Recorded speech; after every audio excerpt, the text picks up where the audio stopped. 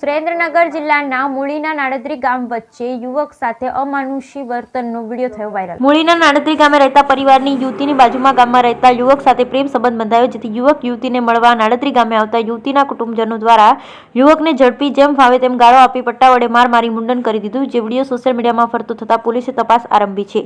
બીજી તરફ જો યુવક દોષિત છે તો આવી તાલિબાની સજા આપવાની તેમને કોને છૂટ આપી?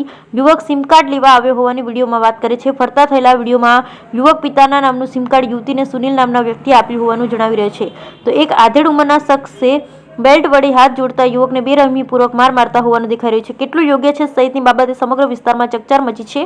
મૂળી પીએસઆઈ ડીડી ચુડાસમાએ જણાવ્યું હતું કે યુવકના નિવેદન આધારે યુવતીના સગા સવધનભાઈ વી ગેલડિયા, જેરામભાઈ વી ગેલડિયા, બોપાભાઈ વી ગેલડિયા, હમીરભાઈ વી ગેલડિયા, રામજીભાઈ વી ગેલડિયા, દિનેશભાઈ વી ગેલડિયા, ભગાભાઈ વી ગેલડિયા, ભરતભાઈ વી ગેલડિયા, ખોડાભાઈ વી ગેલડિયા સામે અપહરણ માર માર્યાની ફરિયાદ નોંધવામાં આવી। બ્યુરો રિપોર્ટ મહેશભાઈ ઉત્તરિયા, સુરેન્દ્રનગર।